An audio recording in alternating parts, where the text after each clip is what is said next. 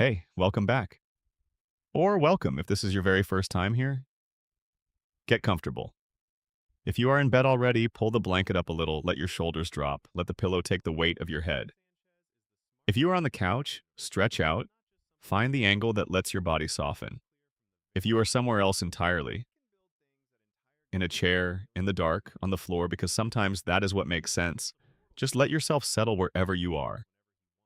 There is no particular place you need to be right now. Nothing on the list that cannot wait until morning. Nothing pressing enough to compete with the next hour or so of quiet, careful, genuinely satisfying exploration. Tonight, we are going to spend time together inside one of the richest and most deliberately mysterious shows in the history of animated television. At a show that is built, at every level, from the tiny throwaway details in the backgrounds of scenes to the sweeping mythology that spans its entire run, to reward people who slow down, people who pay attention, people who ask, what does that mean? Why did they put that there?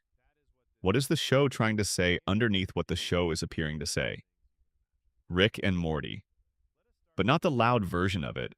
Not the explosions and the burping and the quick-cut comedy and the deliberate chaos that makes up most people's first impression of the thing. Tonight we are going after the skeleton underneath all of that. The careful architecture.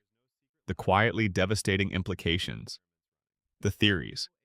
The rich, beautifully assembled, sometimes heartbreaking theories that the show's most devoted fans have constructed over more than a decade of watching and rewatching and catching things that most viewers walk right past. This is the kind of material that rewards stillness. It rewards the willingness to sit with an idea for a while and let it breathe. Rick and Morty, at its surface, is deliberately overwhelming. It moves fast. It makes you laugh precisely when it should be making you feel something. It plants seeds in season 1 that do not germinate until season 5. And when they do, you go back to the beginning and everything looks different. It is a show that operates in two registers simultaneously. The ridiculous outer layer that entertains and offends and makes the show broadly beloved, and the interior layer, the one underneath. The one that whispers something true and sometimes unbearable about grief and intelligence and loneliness, and the elaborate lengths a person will go to avoid having to sit still with the worst thing that ever happened to them. The theories we are going to explore tonight are attempts to access that interior layer. Some of them have been confirmed by the show over the years. Some of them may never be officially confirmed, even if they turn out to be correct. Some of them might be wrong in the sense that the show may have intended something different. But the best theories, the ones that have really taken hold among people who love this show, carry the ring of something that feels true regardless. Something that fits the shape of the story, even if the story never explicitly says so. We will start at the beginning, with the man himself, with the reason the show exists. Close your eyes if you want. Let your breathing slow, and let me take you somewhere quiet and dark and full of portals. Section 1. Welcome to the Infinite. An introduction to the show, the myth, and why it generates this kind of love. Before we go deep into the theories themselves, it genuinely helps to sit inside the world for a moment. To remember what Rick and Morty actually is, not just as a piece of entertainment, but as a constructed thing, a deliberate artifact built by specific people with specific obsessions, and to understand why it has generated the kind of devoted, analytical, sometimes almost scholarly attention that forms the basis of everything we are going to talk about tonight. Rick and Morty premiered on Adult Swim on December 2nd, 2013. It was created by Dan Harmon and Justin Roiland. Harmon was already known for the sitcom Community, a show that was extraordinary for its structural experiments and its unusual emotional honesty about what it means to find belonging in unlikely places. Community was, underneath its comedy, a show about people who were broken in specific ways and were trying, imperfectly, to put themselves together in proximity to each other. That theme, of broken people trying to connect, never left Harmon's work. Roiland had been developing his sensibility through shorter, stranger projects, including a deliberate piece of shock animation that contained the genetic material of what would eventually become Rick and Morty. The relationship in that early work, an older, dangerous, morally unreliable scientist, and a younger, frightened, endlessly enduring companion, was the blueprint. The show they built together was, at its premise level, simple. An old genius and his teenage grandson go on dangerous interdimensional adventures. The genius has a portal gun that lets them step from one dimension of reality to another as casually as walking through a doorway. In any given week, they might find themselves in a dimension populated by sentient chairs, or at the center of a galactic political crisis, or inside a microverse that Rick built to power his car. The adventures are wild, the comedy is dark, and the whole thing has a deliberate irreverence that invites you to not take it seriously. Do not listen to that invitation. What the show discovered very early and then pursued with increasing intentionality across every subsequent season. It was that the premise of an infinite multiverse was not just a creative sandbox. It was a philosophical problem of the first order. If the multiverse is truly infinite, if every possible reality exists, if every possible version of every person is alive somewhere, living out every possible version of their life, then what does any individual moment mean? What does any choice cost? What does love mean when every version of the person you love exists somewhere across the infinite? What does death mean when your counterparts continue living in countless variations of reality? Rick uses this philosophical problem as a weapon against his own feelings. He wields the infinite as a shield. If nothing is unique, if every moment, every relationship, every loss has an infinite number of variations, then no specific thing has unique weight. But you cannot properly mourn what you have lost because some version of it still exists somewhere. You cannot properly celebrate what you have built because it will eventually be destroyed in some dimension. The infinite multiverse in Rick's hands becomes the most sophisticated coping mechanism ever constructed. It is nihilism with a science degree. It is the ability to point at the cosmos and say, see, none of it matters, and move on. But the show is always quietly, persistently working against that position. It keeps returning to the specific, to the irreplaceable, to the face of one particular person at one particular moment, saying one particular thing that matters more than any cosmic argument about whether anything matters. It is always reminding us, through Morty's very human fear and love and confusion, through the moments when something breaks through Rick's armor despite everything, through the 100 small cracks in the nihilistic posture, that meaning is not made at the scale of the infinite. It is made at the scale of the specific. This person, this choice, this love, this grief. The infinite doesn't cancel these things out. If anything, the specific becomes more precious against the backdrop of everything else. That tension between the philosophical position Rick performs and the human caring he cannot completely suppress is the engine of the entire show. It is what people are responding to when they say Rick and Morty is more than it appears to be. Not the clever science fiction premises, not the sharp comedy, not even the genuine wildness of some of the storytelling. It is the sense that underneath all of it, there's a story being told about a man who is in terrible pain and has built the most elaborate possible architecture to avoid having to feel it. The theories that surround this show are attempts to map that architecture, to trace the structures Rick built, to find the cracks, to understand what the show is building toward, season by season, and why it matters enough that people have spent years of their lives thinking about it. There is also the quality of the show's construction to consider. Rick and Morty is a show that repays close attention in ways that most television does not. Details that appear to be throwaway background elements turn out to be planted clues for events that will not happen for several seasons. Lines of dialogue that seem like pure comedy turn out to be precise statements about the show's mythology. Small moments in minor episodes acquire enormous retroactive weight when later revelations recontextualize them. The show is built the way good mystery novels are built. It trusts that there are readers who will notice the planted clues and remember them, and it rewards those readers generously. This quality of construction is part of why the fan theory community around Rick and Morty is so active and so good. The show has demonstrated over and over that noticing things pays off, that careful attention produces rewards. So the fans pay careful attention. They screenshot background details. They listen to throwaway lines twice. They construct timelines and check them against every episode. And then they build theories about what the show is doing and where it is going. Theories that are sometimes confirmed by later episodes and sometimes not, but that are almost always thoughtful and often strikingly beautiful in their own right. Tonight, we are going to walk through some of the best of them, carefully, unhurriedly, with as much room as each idea deserves. Let us begin with the man who makes the show possible. Let us begin with Rick. Section 2. Rick Sanchez, the tragedy behind the genius, and the portal gun built from grief. Rick Sanchez is the most fully realized character in modern animated television. That is not a particularly controversial thing to say among people who have watched the show carefully, but it is worth stating plainly before we go deeper, because the richness of the theories about Rick depends entirely on the fact that he is, beneath everything, a genuinely complex and genuinely sympathetic figure. He is not a cipher. He is not simply a cartoon genius for comedy's sake. He is a specific, damaged, occasionally heroic, frequently terrible, deeply wounded man. And the show has spent over a decade earning the right to that description. He is introduced to us as a given, the smartest being in the universe. He has a portal gun. He drinks from a flask constantly. He is rude to almost everyone. He treats the people in his life as either tools or inconveniences, and he seems to find most of existence contemptible.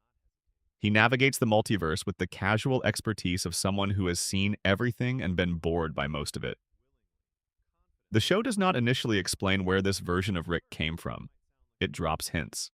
There's a photograph somewhere in the background of a scene. A younger Rick, neater, without the drool at the corner of his mouth, not yet the person we know, suggesting that the person we know was not always this way. There are references to the Galactic Federation that imply a long and violent history.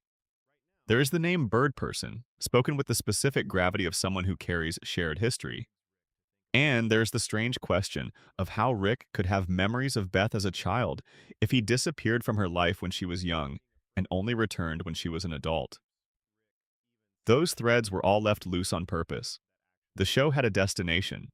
It needed patience from its audience. The first real crack appeared in the third season premiere, on an episode called The Rickshank Rickdemption.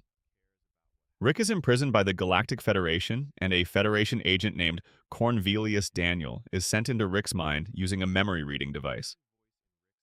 What he finds, after a brief detour through a carefully constructed memory involving a McDonald's and a discontinued dipping sauce, is what appears to be Rick's true origin story. A younger Rick. Blue pants, no lab coat. Working quietly in his garage, a man with a modest life and no particular ambitions beyond the life he has built. He has a wife, Diane, warm and real, upstairs with their daughter Beth. He is happy in the way that people are happy when they have not yet had any reason to imagine being otherwise. He is not the version of himself we know. He is someone else, someone simpler, someone before. And then another Rick steps through a portal. This one has already discovered interdimensional travel. He has come from a dimension where he built the portal gun, and now he wants to share it.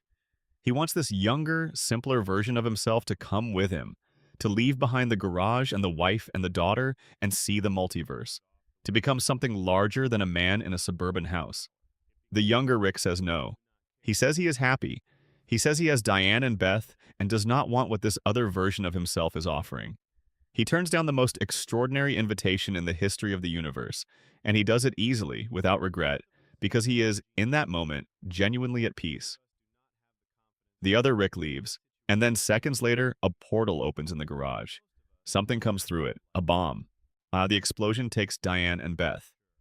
Rick survives, injured, watching from the floor as the people who made his life worth having are destroyed in a single moment.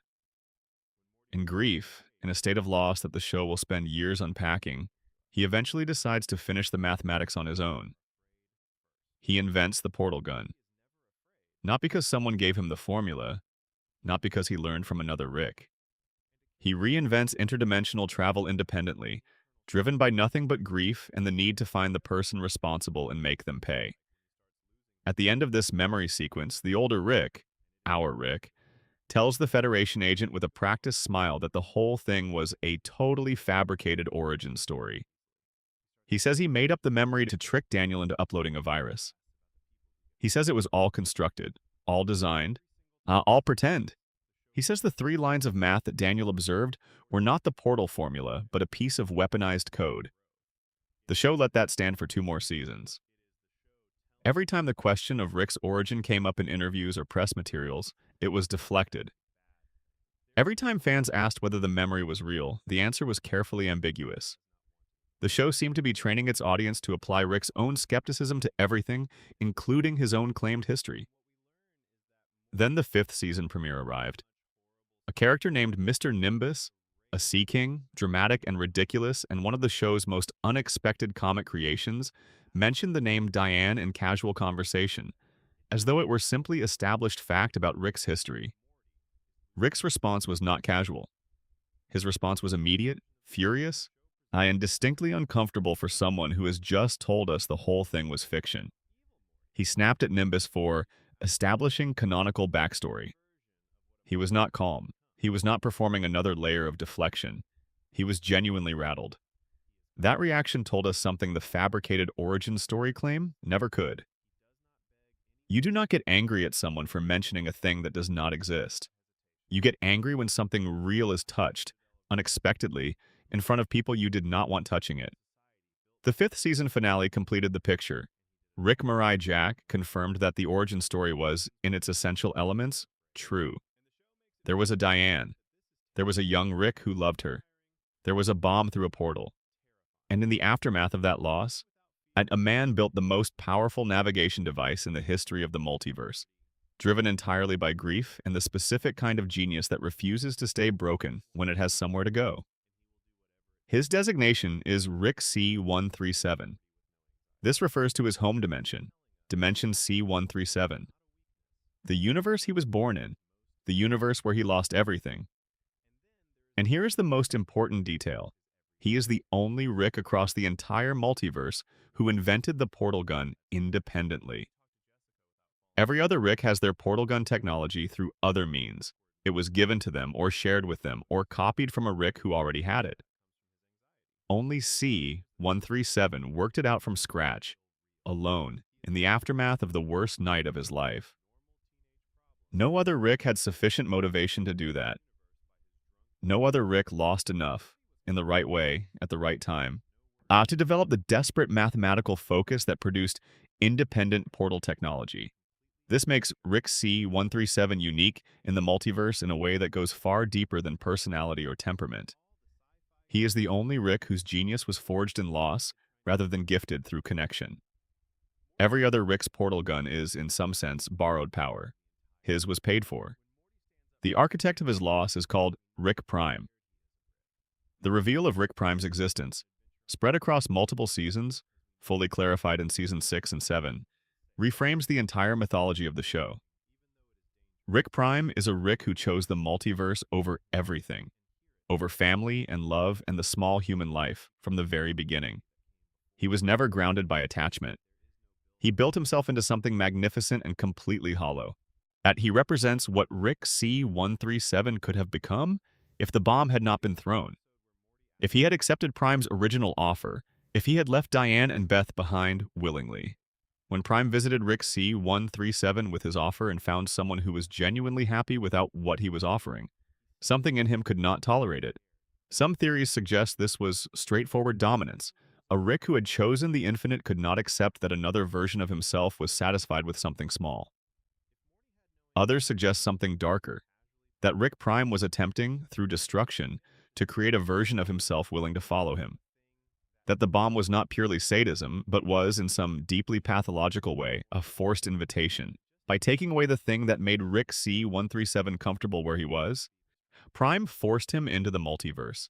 He manufactured his greatest adversary and the only true peer he would ever have, by performing the one act that could generate enough grief to produce a motivated genius willing to chase him across infinity. The scale of Rick Prime's actions was revealed in full in the 7th season episode, Unmortrican.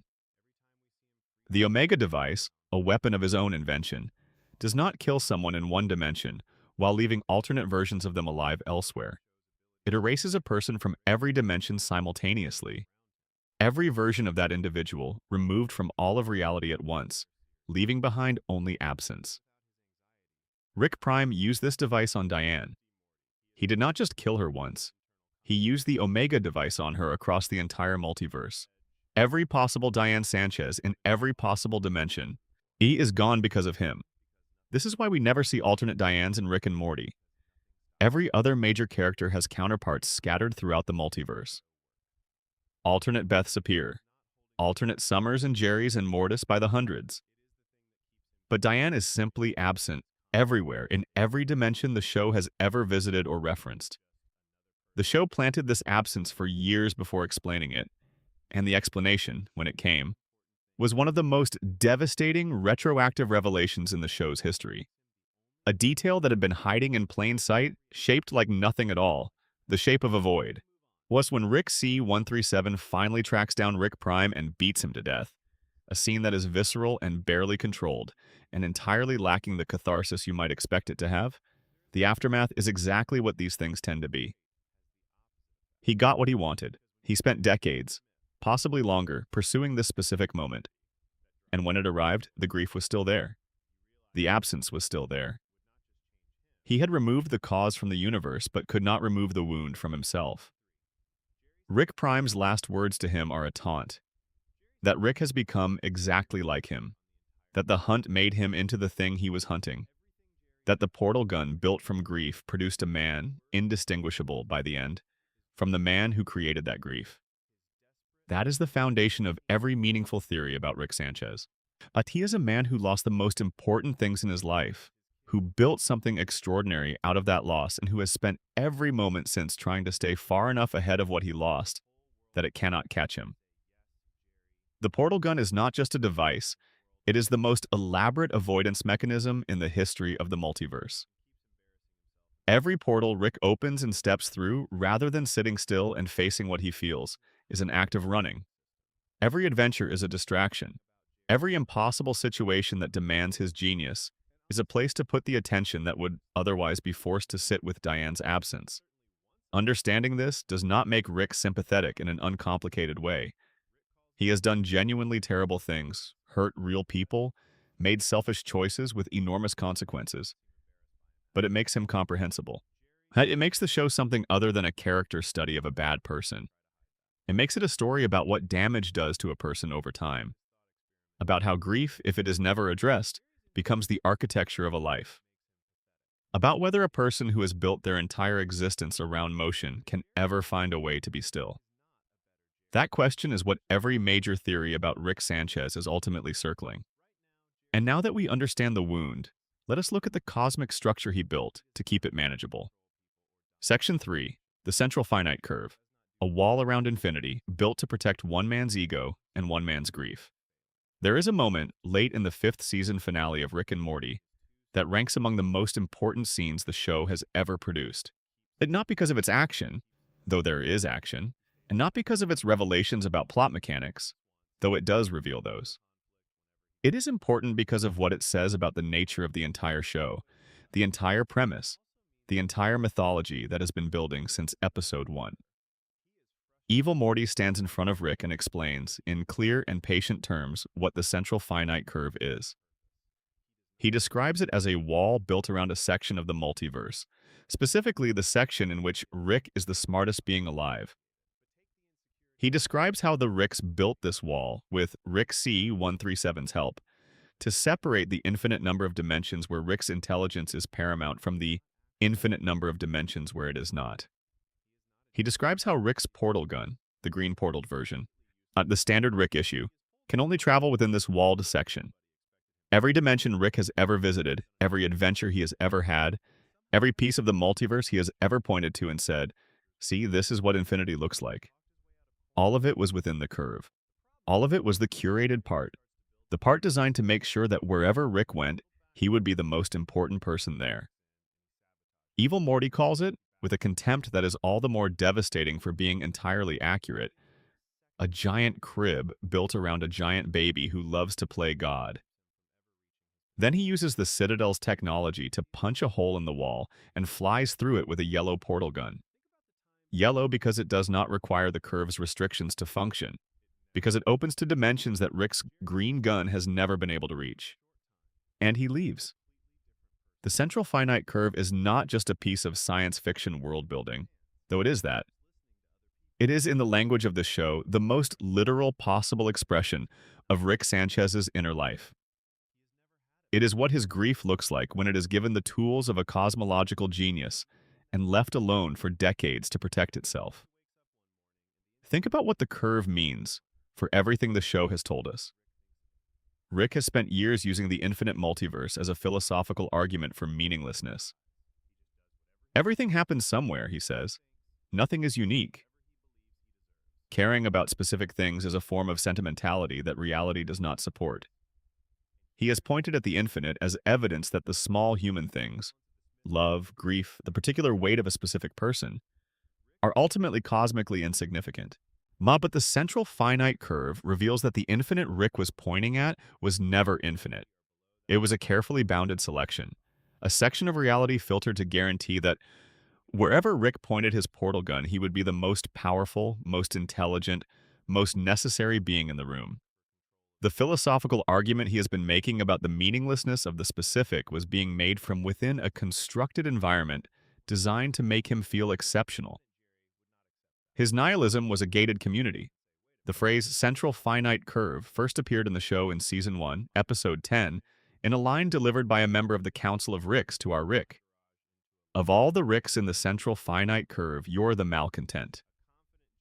The phrase was dropped without explanation, filed away in the background of a scene that was mostly focused on other things, and not returned to in any explicit way for 4 more seasons. People noticed it. The fan theory community began speculating about what it might mean almost immediately. But the show was not ready to answer the question yet. That patience, the willingness to plant a significant piece of mythology in the first season and not pay it off until the 5th, is characteristic of how Rick and Morty's best storytelling works. It trusts that there are viewers paying close enough attention to notice the thread, and it trusts that the payoff will be worth the wait. The payoff was worth the wait. The mechanics of the curve are worth sitting with carefully, because they reveal several things simultaneously. The first thing they reveal is about the Ricks as a collective. At the Citadel of Ricks, the interdimensional city-state populated by alternate versions of Rick from across the multiverse, was built by Ricks who came together around a shared identity. The thing they shared was not a political philosophy or a religious belief or a common aesthetic sensibility. It was the belief that they were exceptional. That being a Rick meant being at the top, and that the multiverse should be organized to reflect this. The curve was how they enforced that belief cosmologically. Rather than being exceptional in a multiverse that sometimes challenged them, rather than risking the humbling experience of visiting a dimension where their genius was unremarkable or even inferior, they built a wall. They separated the part of infinity where they were guaranteed to be dominant from the part where they might not be. And they called the first part the multiverse and simply never went to the second. The second thing the curve reveals is about the Mortys. Every Rick at the Citadel keeps a Morty close by. The in-show justification is functional. Morty's brainwaves cancel out Rick's genius signature, preventing Rick from being tracked by his enemies. But within the curve, the relationship between Ricks and Mortys was about more than camouflage. The Mortys lived in the Citadel as a kind of supporting population. They went to Morty school, where they were taught to be better sidekicks, more obedient, more useful, more capable of absorbing the fear and chaos that Ricks generated and left behind them. They were assigned to Ricks as equipment rather than as people. The idea of a Morty having ambitions or a future that did not involve service was not merely discouraged.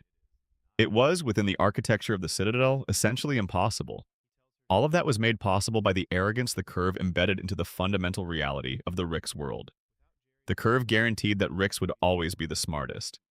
This was not just an observation about the Citadel's social norms.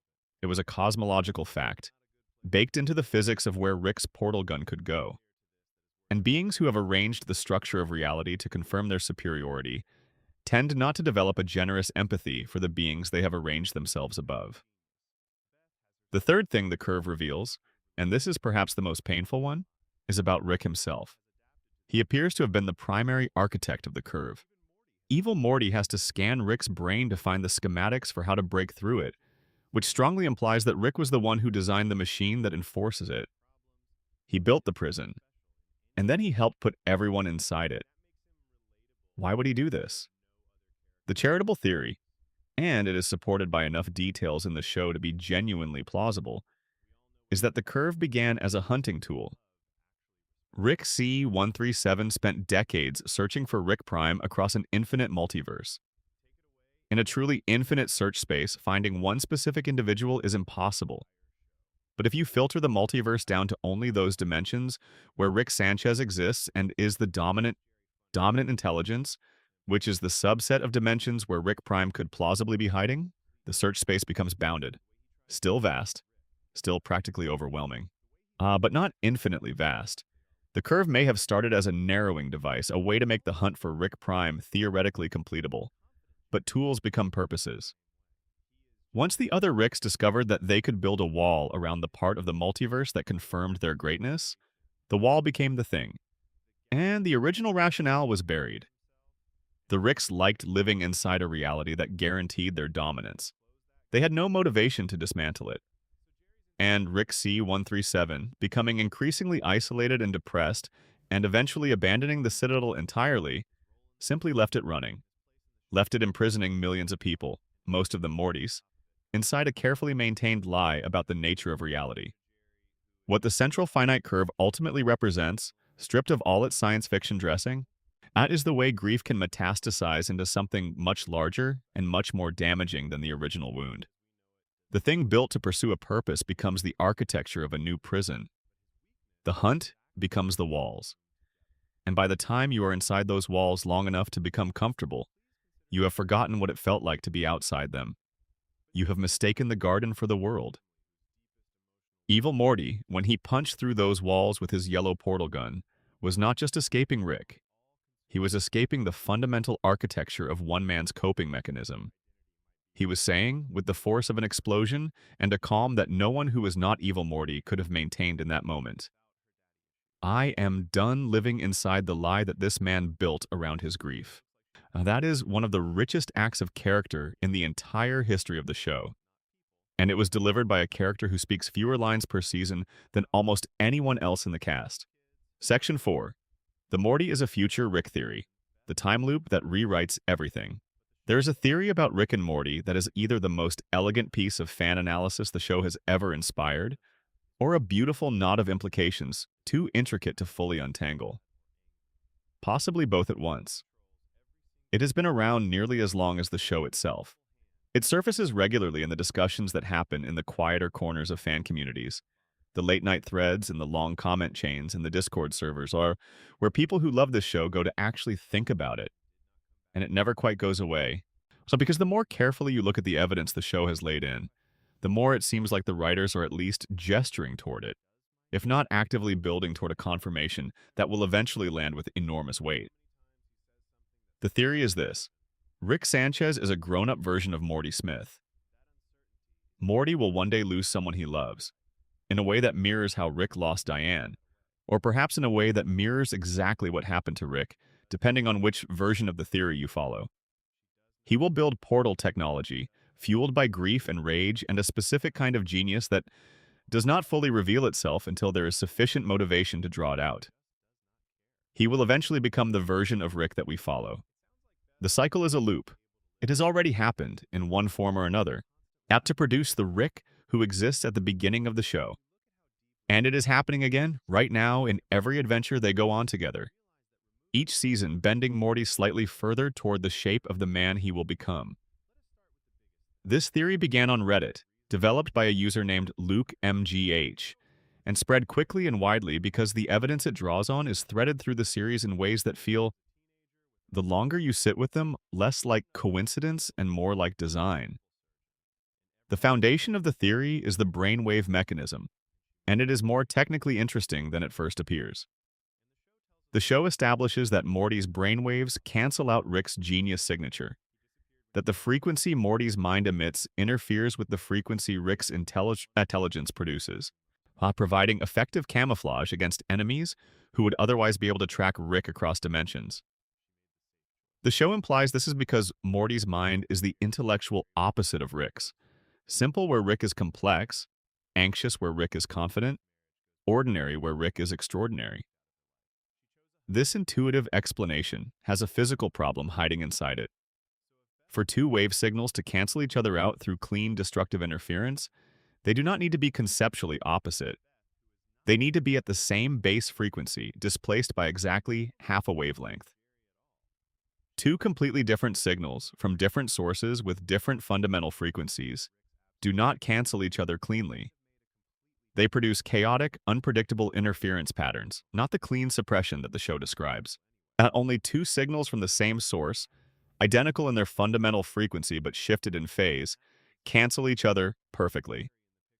If Morty's brainwaves cancel Rick's because they are, at the deepest level, the same brainwaves, the young version of a specific mind and the older version of that same mind, temporarily offset from each other by the passage of time, then the physics becomes elegant instead of mysterious. They fit together not because they are opposites, but because they are the same thing expressed at different points in a single arc.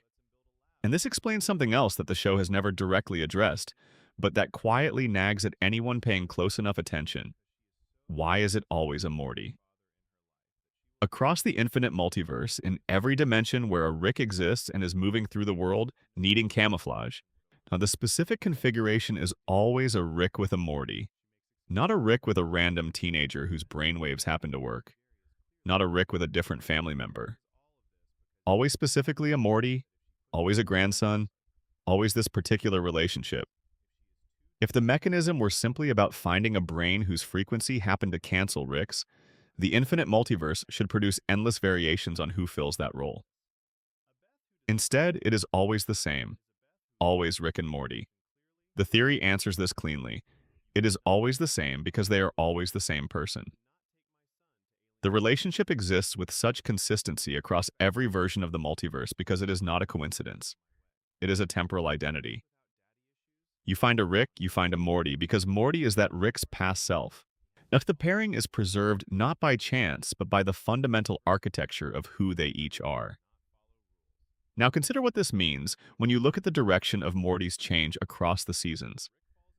Because this is where the theory stops being purely intellectual and starts being genuinely moving. When we first meet Morty, he is soft in the specific way that adolescence at its most intact can be soft. He is frightened of things. He feels deeply. He is connected to his own responses in a way that makes everything that happens to him land, makes the horror horrifying and the occasional joy genuinely joyful. His fear is real. His care for people is real. His stumbling ethical compass is real. He is, in terms of his inner life, a fully inhabited person. Over the course of the show's run, season by season, that changes. Not all at once. Not in any single episode you could point to as the turning point. But cumulatively, accumulating like sediment, Morty becomes harder. He becomes better at compartmentalizing. He becomes more able to do terrible things in difficult situations, and then set those things aside and keep going. He becomes more decisive with weapons, more comfortable in crisis, more capable of the specific ruthlessness that survival in Rick's world sometimes requires. The show tracks this change with great care, and it is explicit, repeatedly in different ways, that this change is damage. That what Morty is becoming is not the best version of himself. That the capabilities he is acquiring are being paid for in something irreplaceable. If this trajectory continued forward over years or decades, Touch produces a Rick. If the thing Morty is slowly becoming is the thing Rick already is, then every moment of Rick watching Morty suffer through something difficult and not stepping in to prevent it takes on a different quality. Not excusable, not acceptable, but different. Because if Rick is a future Morty, then he knows what is coming for this boy. He has lived it from the inside. He knows the cost of every adventure, not just in the abstract, but in the specific. The specific toll, the specific thing that gets filed away, the specific piece that does not come back. And he is, in his broken and inadequate and frequently terrible way, perhaps trying to give this version of that boy something that the earlier version of himself did not have. Not protection from the arc, but because the arc appears to be inevitable across every variation of this relationship. But something Some tool, some framework, some moment of genuine connection that might make the journey slightly less damaging. Expressed in ways that look from the outside like cruelty or neglect or carelessness, but possibly something more complicated from the inside. Evil Morty is the most important supporting evidence for this theory, and also the most important challenge to its darkest implications. The show confirmed in Season 7 that Evil Morty was, before he became what he is, an ordinary Morty. A boy pushed too far. A person who one day made a decision. In the context of the Rick is Morty theory, Evil Morty is a Morty who figured out the loop before it completed. Lies who saw where the arc was heading and chose the most thorough and catastrophic refusal available to him. Who decided, I see what I am being made into and I will not be made into it. This gives Evil Morty something more complex and more sympathetic than simple villainous ambition. He is a person who has shown a destiny, not a destiny anyone chose for him openly, but a destiny embedded in the structure of the universe he lives in, running beneath every adventure, every degradation, every moment of being treated as a tool, and who decided that the only acceptable response was to burn down the factory. The Citadel, the central finite curve, the entire cosmological infrastructure designed to produce Ricks from Mortis and confirm Rick's dominance of the universe, all of it needed to go, because all of it was the machinery of the loop. Now, whether you consider him a hero or a villain depends entirely on where you locate the moral weight. He killed people. He destroyed an institution that was home to millions. He did it without flinching. But the institution he destroyed was built on exploitation, and the factory he dismantled was producing damaged people as its primary output. The body count is real. So is what he was dismantling. The Rick is Morty theory, if it is true, changes the stakes of the entire show. It means the relationship at the center of it is not just a dysfunctional intergenerational bond. It is a man in proximity to his own past, watching the making of a wound he has been living with his entire life, unable to fully intervene because intervention would require confronting what the wound produced. As it means every adventure is not just adventure. It is the ongoing construction of a specific kind of person, happening in real time, in front of someone who knows exactly where it leads. That is the kind of story that rewards every patient hour you have ever given it.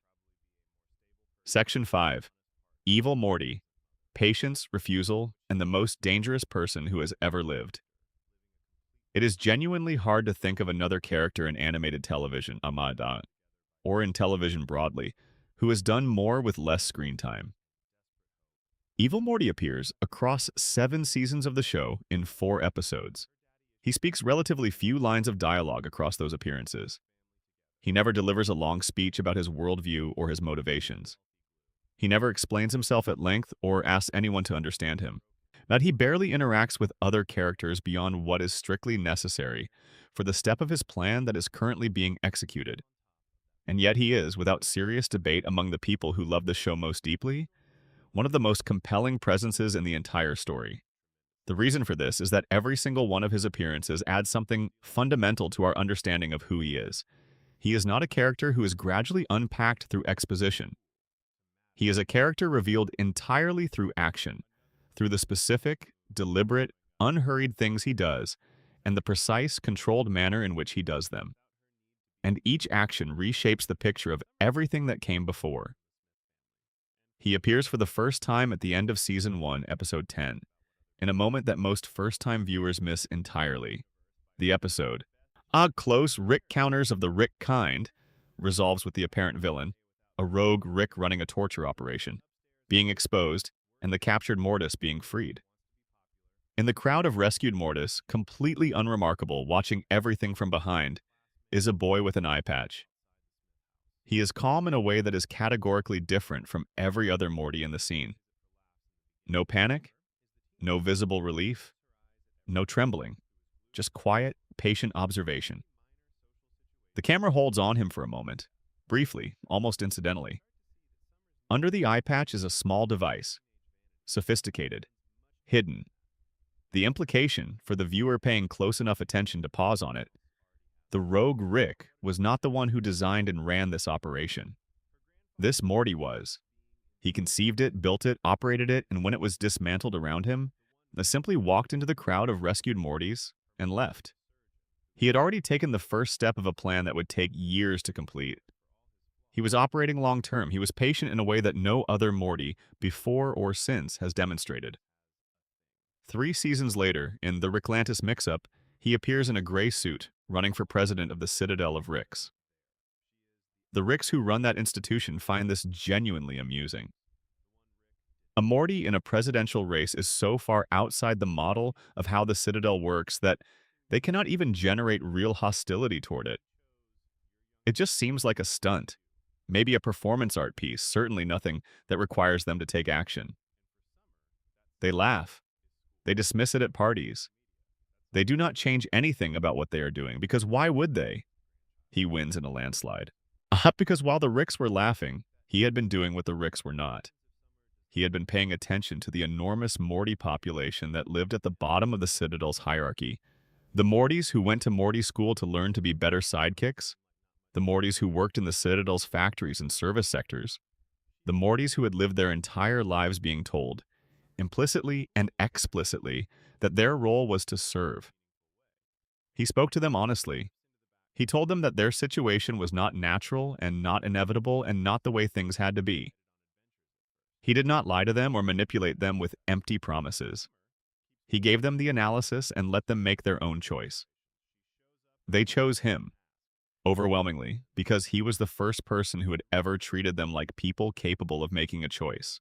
And the final shot of the episode is him in the presidential office, alone, staring out at the Citadel he now controls. And then the reveal. The eye patch? The same Morty from Season 1. Still executing, still patient.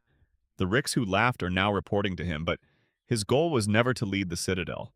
It was to use the Citadel's resources, its dimensional drive, its computational power, its technology. In the Season 5 finale, the full plan is revealed. He wants to escape the central finite curve. To reach the parts of the multiverse that no Rick's portal gun has ever been able to access. To find somewhere he can live that is not inside the cosmological prison Rick built around his own grief. He tears the Citadel apart to get there. He uses the Citadel's dimensional drive as a weapon against the central finite curve itself. People die. The institution collapses, and he flies through the breach in the wall of the universe with a yellow portal gun. Yellow because it does not require the curve's restrictions to function, because it opens to dimensions Rick's green gun has never seen. Into the part of the multiverse that was sealed away. He is free. For the first time in his life, in any sense that matters, he is free. Then, in Season 7, he comes back, because Rick's increasingly reckless hunt for Rick Prime is generating dimensional shockwaves that disturb the peace of wherever he has settled. He is irritated. He has built himself a life, a space mansion, a quiet existence, resources gathered from the dimensions beyond the curve. He does not want to be involved in the mess inside it anymore. But the mess is loud enough to reach him, and the fastest resolution to the disruption is to help finish this specific problem. He allies temporarily with Rick C-137 and Morty Prime to confront Rick Prime. He is, in the end, the most decisive factor in their success. He tricks Rick Prime, who underestimates every Morty, always, as a matter of structural habit, by swapping clothes with Morty Prime, exploiting the reflex of an adversary who cannot imagine a Morty as the one worth watching carefully. He paralyzes Rick Prime in the moment of distraction, downloads the Omega device schematics from his mind, then stands back and lets Rick have his revenge. Before he leaves, he delivers his warning.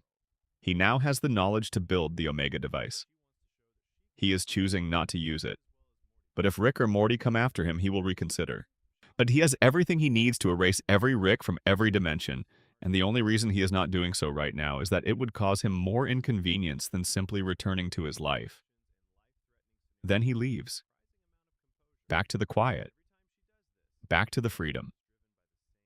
The Season 7 revelation about his origin is genuinely surprising after years of fan theories involving elaborate tragic backstories or secret genetic advantages. He was, before he became what he became, simply an ordinary Morty. A boy pushed too far by a Rick who treated him badly. A person who one day made a decision and then, with patience and commitment, and a cold intelligence that no other Morty in any dimension has demonstrated, kept making that decision, step after step after step, for years. He killed his Rick, erased himself from the Citadel's records, he systematically killed or trapped other Ricks to download their knowledge, built himself, piece by piece, from nothing at all into the most dangerous entity in the multiverse. The remarkable thing about this origin is what it says about the relationship between circumstance and decision. He did not start with advantages. He started with the exact same lack of opportunity and the exact same designated subordination that every other Morty started with. The difference between him and all of them is not what he was given. It is what he refused. The showrunners have confirmed he will return. They have described their plans for him as grand designs. He holds the Omega device schematics. He has warned Rick to stay away. He has, in the same breath, admitted that he might find Rick useful one day. What that means for the coming seasons is one of the most compelling questions the show has left itself to answer. And whatever the answer turns out to be, it will be delivered with the same patience and precision that has defined every single one of his appearances so far. Because he does not rush. He never has. And in a show full of characters who move fast and react instinctively and stumble into consequences they did not plan for, Evil Morty is the only one who has never once been surprised. Section 6. What is in Rick's flask? The intelligence theory that rewrites his genius. Let us step back from the grand mythology for a moment and settle into something smaller, more intimate. Something that has been quietly picking at the attention of the show's most careful viewers since the very first scene of the very first episode. What is in Rick's flask? He is never without it. He reaches for it constantly, during crises, during calm conversations, during space battles, during family dinners, during moments of triumph, and moments of grief, and the long, idle stretches between one catastrophe and the next. He drinks from it in zero gravity and in alien marketplaces, and in the middle of sentences he hasn't finished yet.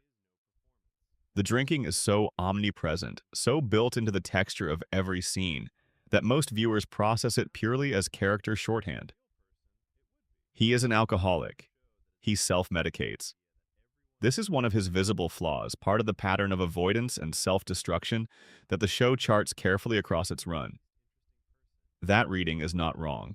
But a theory has existed since the pilot, has grown more elaborated and more compelling with each passing season, that the flask contains something considerably more interesting than alcohol alone. And if it does, it changes one of the most fundamental assumptions anyone makes about the show. In the pilot episode, Rick takes Morty to Dimension 35C to retrieve seeds from plants called megatrees. He describes these seeds as important for his research. The complication is that they are classified as contraband, illegal to transport through interdimensional customs, so Morty has to smuggle them back in a way that the show makes clear is deeply unpleasant. When the seeds eventually dissolve and take effect, the change in Morty is immediate and striking. His intelligence surges. For a window of time, he works through problems with a speed and a clarity that is completely unlike him. Making connections, processing complex information, arriving at solutions that would normally be far beyond his reach. He is, briefly, something approaching Rick's functional level. Then the effect fades, and Morty drools from his mouth for days, his motor control and cognition disrupted by the after effect of what he ingested. Rick drools. Not dramatically and not constantly, but consistently. A slight drool at the corner of his mouth that appears across hundreds of scenes over the entire run of the show. It is presented as visual texture, part of the slightly disheveled, eccentric appearance that goes with the white hair and the lab coat. Most viewers accept it as character design. It reads as part of who he is.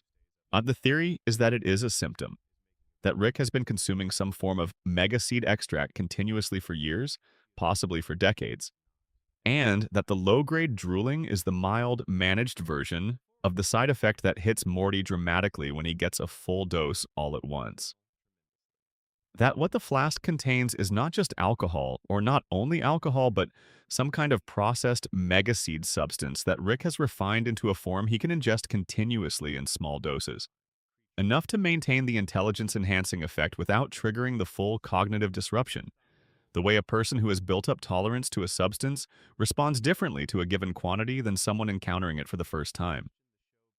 When Justin Roiland was asked directly about the flask's contents during a Reddit question and answer session, and his response was, "We're not ready to discuss the contents of Rick's flask yet."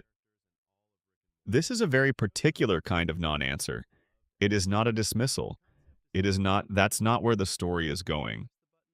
It is a statement that clearly implies there is an answer, and the show has not yet chosen to give it. The word yet is doing a great deal of work. We're not ready to discuss it yet means there is something worth discussing. If the theory is correct, the implications run in several important directions at once. The first and most immediate is what it means for Rick's genius. His intelligence is the single most defining feature of his identity. It is the thing that gives him authority in every room, the thing that his entire self-image is built on. That's the thing that justifies, in his own mind and in the eyes of everyone around him, the way he behaves. The doctor in Pickle Rick tells him that his genius is the shield behind which he hides from the unglamorous work of being a real person. And she is right. But a shield that is partly chemically maintained is a more fragile and more complicated thing than a shield that is purely innate. This does not mean Rick is stupid without the flask. His base intelligence is presumably still extraordinarily high. But the gap between Rick and everyone else, the specific, enormous magnitude of his superiority, the thing that lets him walk into any situation on any planet and be confident he is the most capable being present, might be narrower than he presents it. It might be partially a product of chemistry that he has been careful to keep topped up for as long as anyone has known him. The second implication connects to the Citadel's economy. In the Ricklantis mix-up, Mortis are shown harvesting megaseeds on a farm within the Citadel's territory. If megaseeds are part of the Citadel's agricultural production, and if their effects are what allow Ricks to maintain their intelligence advantage, then the entire power structure of the Citadel, the hierarchy in which Ricks are always at the top because Ricks are always the most intelligent, is dependent on controlling access to a specific biological resource. The Ricks are at the top because they are the smartest. They are the smartest because they have continuous access to intelligence-enhancing technology that they have reserved for themselves. And the Mortys, who harvest the seeds in the Citadel's farms, are working to maintain the very system that keeps them at the bottom. It is a perfect, closed loop of exploitation. And a Morty who understood it fully, who understood that the hierarchy was maintained through resource control rather than innate superiority, would know exactly where to begin dismantling it. Whether the flask theory is ever confirmed, it changes how you watch Rick reach for it. Every time he drinks during a crisis, there is now more than one possible layer. Is he soothing anxiety? Is he managing the chemical balance that sustains his edge? Is he running away from something or maintaining the capacity to keep running, or both simultaneously? The answer might be all three at once, which would be very, very Rick of it. Section 7. Time Stands Still. The Family Frozen. By Rick's Invisible Hand. There is something that the show's most careful viewers have noticed, but most casual viewers have absorbed without question. The Smith family does not age, not in any meaningful sense. Not across the enormous accumulation of events the show has put them through. Morty is still 14 years old. He has been 14 for the entire run of the show, across 7 complete seasons, through wars and the fall of galactic empires and the collapse of the Citadel of Ricks, and the death of Rick Prime and multiple events that the show treats as genuinely universe-altering. He has been 14 through all of it. Beth and Jerry and Summer and Rick are similarly static. The same approximate ages as in the pilot, unchanged in any visible way by the time that has nominally passed. The standard reading is that this is simply an animated television convention. Most cartoon families are ageless. The Simpsons have been the same ages for over 30 years. There is practical wisdom to this. Aging characters fundamentally changes a show, and many shows choose not to do that. But Rick and Morty is not a show that accepts conventions passively. It has explicit continuity. It tracks specific small details. A hole in the garage roof appears in one episode and has been partially repaired in the next.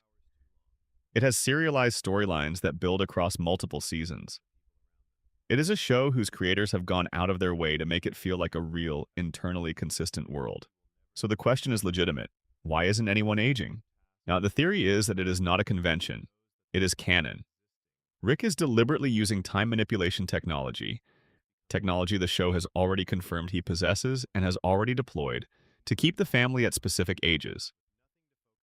The key piece of evidence is in Solarix, the Season 6 episode where Rick's attempt to reset his portal fluid accidentally returns all portal travelers to their home dimensions. When Rick arrives back at Dimension C-137, his original dimension, he discovers what he has been maintaining there in his absence. The entire dimension has been running on a time loop. The population has been repeating the same day, the day Diane and Beth were killed, over and over for what appears to be years or decades. When Rick releases the loop, the people trapped inside it are finally freed to age and die. This is not a hypothetical demonstration of capability. Rick has already done this. He has maintained a time loop across an entire dimension, sustained it for an extended period, with every person inside it unaware. The precedent is established as canon. The theory suggests he is doing a smaller, more targeted version of the same thing on his immediate family. Not a full temporal loop that resets everyone's memory each day. The show does maintain genuine forward momentum in terms of plot and character, but something more like a biological pause, a continuous subtle manipulation that prevents Morty's body from aging past 14. That holds the configuration of the household at the point where it most serves Rick's needs. Why 14 specifically? Because 14 is the optimal age for what Rick needs Morty to be. Old enough to have some real capability in the field, old enough to be a genuine partner in dangerous situations, young enough to still need Rick and defer to him, young enough that his brainwaves produce the specific Morty wave signature that masks Rick's genius, young enough that independence has not yet fully crystallized into the kind of thing that lets someone simply choose not to go. An 18-year-old Morty is a different entity. A 20-year-old Morty is building his own life. A Morty who has grown up, by any ordinary measure, is a Morty who might stop coming along on adventures. Rick cannot allow that. Not because he does not love Morty, the show suggests that he does in his limited and badly expressed way, but because loving someone and being able to let them grow up are two different things. And Rick's relationship with loss has never been one that allows things to be released gracefully. The 10th anniversary special comic engaged with this theory directly. Rick commits to infinity years, Rick and Morty. If the family is being temporarily held in place, that is not enthusiasm. That is a description of policy. What this means for the emotional texture of the show is striking. It means that everything Morty goes through, every adventure, every trauma, every piece of his softness that gets filed away, happens within a framework where Rick has specifically engineered the conditions that will keep bringing Morty back. The adventures damage Morty. Rick knows this. And yet he has also, quietly and technically, ensured that the boy will be back next time, that the configuration will not drift, that the relationship will remain exactly as it is, indefinitely, for as long as Rick chooses to maintain it. It is the most controlling thing Rick could possibly be doing. And it is also, in the logic of Rick's damaged psychology, a form of love, the only form he currently knows how to manage. He cannot hold on to what he loves by being emotionally available or by growing alongside it. He holds on by being technically competent, by removing the variable that would cause things to change. The tragedy of it is that change is the thing that would allow the relationship to actually become what it could be. If Morty aged, if he grew, if the dynamic evolved, if Rick had to adjust to who Morty was becoming rather than holding him in place, there might be the possibility of something real between them. Something that was chosen, on Morty's part, rather than engineered. But Rick does not trust that possibility. He has trusted possibilities before and they were taken from him. And so the clock does not move. And they keep going on adventures. Infinity years. Section 8, 2 shows, 1 multiverse, the Gravity Falls connection. That was hidden in plain sight. Let us step entirely outside Rick and Morty's own mythology for a section, and look at the space between it and a completely different kind of show, one that officially has nothing to do with Rick and Morty, owned by a different corporation, made for a different audience, Set in a small town in Oregon that is about as far from the chaos of interdimensional travel as anything on television has ever been. Gravity Falls, created by Alex Hirsch. 2 seasons on Disney Channel and Disney XD. Is a mystery adventure series following twins Dipper and Mabel Pines spending their summer with their eccentric great-uncle Stan in the town of Gravity Falls, Oregon, where the supernatural is a constant background condition and the woods hold things that should not exist. Warm and funny and occasionally genuinely frightening. Built for a younger audience and in every obvious way a completely different show from the one we have been discussing.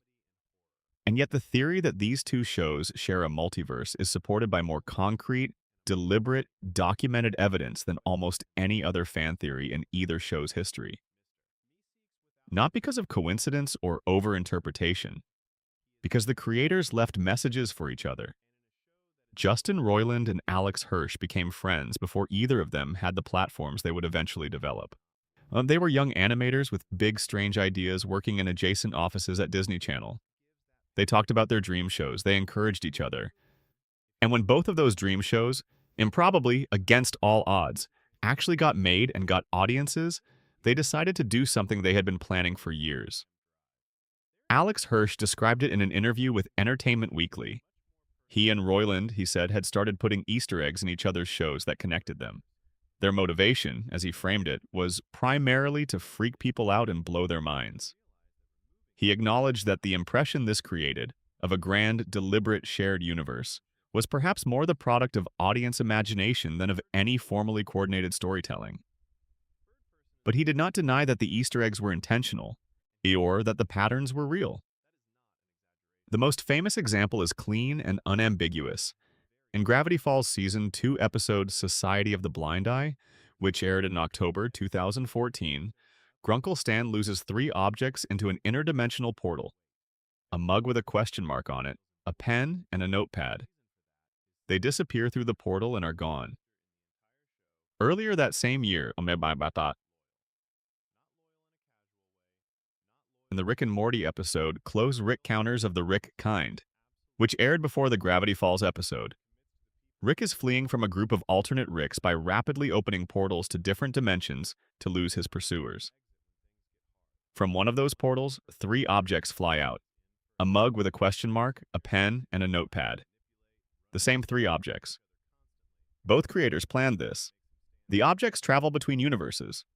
Either Stan's objects pass through Rick's universe on their dimensional journey, or the Rick and Morty appearance is a temporally displaced version of the same event. The objects making a brief appearance in one universe before continuing on to be lost in another. Either way, the same 3 specific objects appear in both shows, and both creators knew exactly what they were doing. This is not the only connection. In the real-world published version of Gravity Falls Journal 3, a book released to the public as a genuine physical artifact of the show's world, there is a message encoded in one of the show's cipher systems. Decoded, it reads, "Rick was here." Stanford Pines, during his extensive interdimensional travels using portal technology he built himself, encountered Rick Sanchez. That he recorded it in his journal and encoded the record in the cipher that only the show's most dedicated fans would think to decode. This is text written by the show's creator in a physical book that directly names Rick Sanchez. It is not ambiguous. It is not a visual Easter egg in a background that might be accidental. It is a deliberate written statement. Within the Rick and Morty show itself, there are multiple additional connections. In Morty's Mind Blowers, labeled containers in the memory archive include one marked Stanford, Stanford Pines, and another marked Bill C. Bill Cipher, the dream demon who served as Gravity Falls' primary antagonist, a being of enormous and terrifying power who would fit naturally into the category of cosmic threats that Rick and Morty encounter. In The Rick Shank Rickdemption, background Mortis at the Citadel are dressed as Dipper and Mabel Pines. In Big Trouble in Little Sanchez, a tiny image of Bill Cipher appears on a monitor during the counseling session. None of these were accidents. The theory is that both shows exist within the same multiverse. Not the same dimension, not the same Earth, but the same larger framework of infinite realities connected by the same dimensional fabric. Stanford Pines developed his own interdimensional portal technology independently, using mathematics he published in his journals, mathematics that closely mirrors the kind of work Rick does. His travels brought him into contact with Rick. They have been to some of the same places. Rick left his name in a journal that Stanford kept. Now, if this is real, and the evidence for its intentionality is strong, then somewhere in the vast multiverse Rick navigates, there exists a small town in Oregon where the supernatural is a constant, where twins once defeated an ancient dream demon, where an old man with a question mark mug sits in the mystery shack surrounded by genuine artifacts of genuine strangeness. Rick has been there. The journal confirms it. He left a note. This theory is perhaps most satisfying as a theory, as a permanent resident of the space between confirmed and unconfirmed. A piece of the imaginative architecture of the shared fan experience of both shows, rather than something that needs official confirmation to be meaningful. The creators put the connection there deliberately, knowing it might never be made explicit, knowing that the door would be there for the people who looked carefully enough to find it. That is an act of generosity. It is one of the more quietly lovely things done in modern American animation. Section 9. What waits beyond the curve? Theories about the shape of what comes next. Evil Morty is somewhere beyond the central finite curve, in the parts of the infinite multiverse that no Rick's portal gun was ever pointed at, living in something like peace. Holding the schematics for the Omega device. The showrunners have confirmed he will return.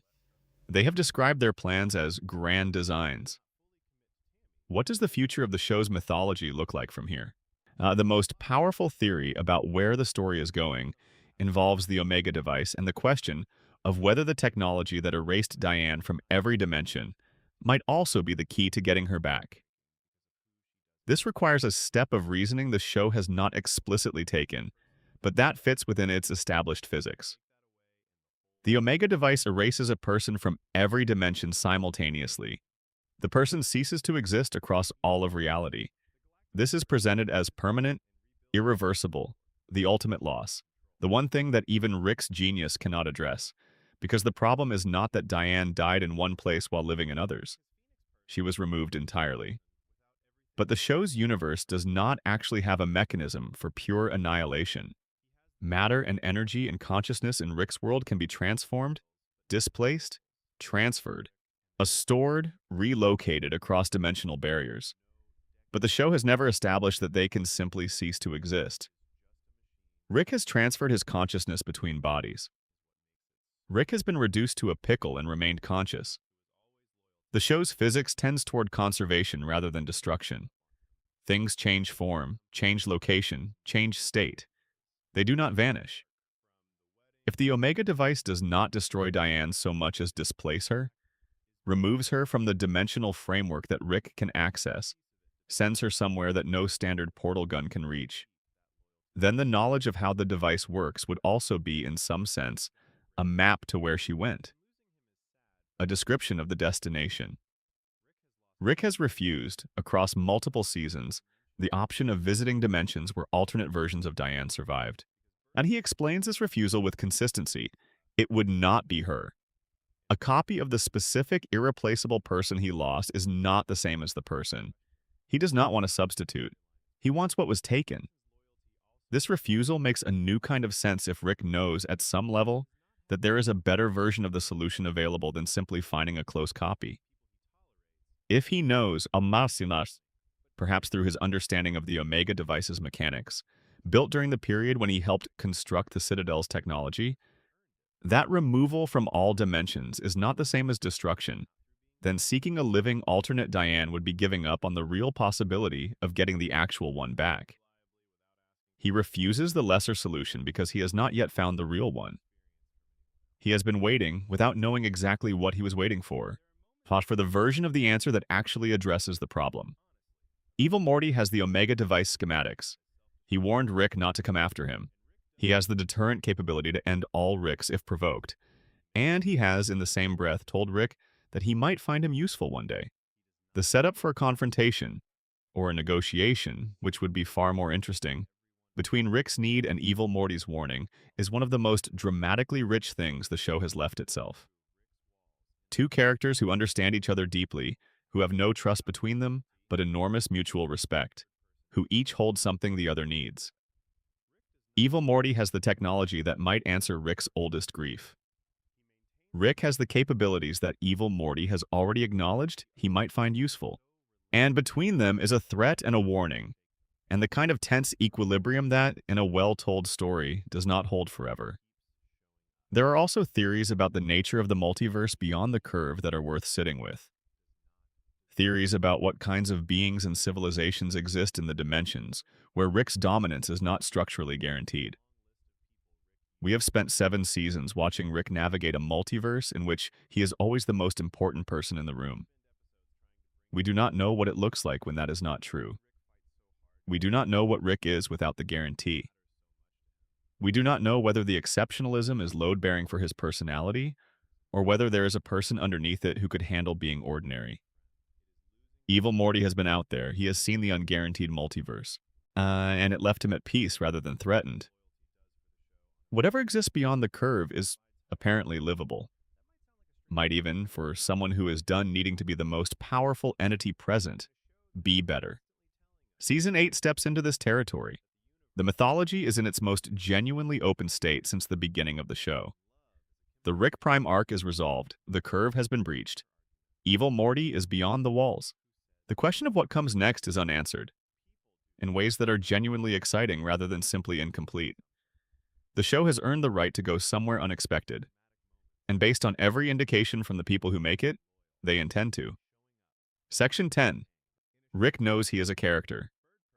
The fourth wall, the narrative trap, and the most philosophical theory. Of all, we have arrived at the final and deepest theory of the night, and the one that is hardest to hold and possibly most impossible to ever confirm, but that feels, the more you turn it in the light, increasingly like it might be exactly true. The theory: Rick Sanchez knows he is in a television show. He is aware that he is a character. He understands that his adventures are observed by people who are not in his universe. He recognizes that the events of his life follow the logic of narrative, the logic of story structure, of setup and payoff, of character arcs, rather than the pure randomness that genuine existence would produce. And this awareness, if real, is not incidental to his personality. It is one of the things that makes him most difficult to truly reach. The evidence is distributed across the series in the form of moments that can always be read 2 ways. How Rick's fourth wall breaks could be pure meta-humor, the show commenting on its own genre conventions, which is something Dan Harmon's work has always done with relish. Rick looking at the camera and making a joke about the episode's structure could simply be sophisticated self-awareness deployed for comedy, or it could be something more specific, a character who knows he is being watched, occasionally making eye contact with the people watching. Rick looks at the camera. He does this regularly in moments that are not typically associated with fourth wall breaks in other animated shows, not punchline deliveries or knowing winks at the audience, but small, direct, almost private looks toward the lens in the middle of otherwise ordinary scenes. In other animated shows, characters do not look at the camera unless they are breaking the fourth wall deliberately, for comedic effect. There is nothing in the story's frame for them to look at. Rick looks at it anyway. He has made statements, across multiple episodes, that are technically ambiguous, but accumulate into a pattern when you observe them together. He has noted, in various forms, that he can perceive the narrative structure of what is happening around him.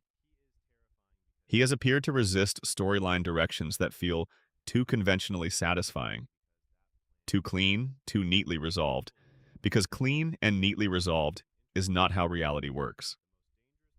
He has at one point said, explicitly, that he knows he is a TV show character, and then deflected it as one of many possible nihilistic philosophical positions, rather than a sincere autobiographical statement. The deflection is itself suspicious in a show that trains you to notice when sincerity is being performed as deflection. The Rick and Morty comics, which have a complicated canonical relationship with the television show, operating in a separate but connected creative space, have addressed this more directly.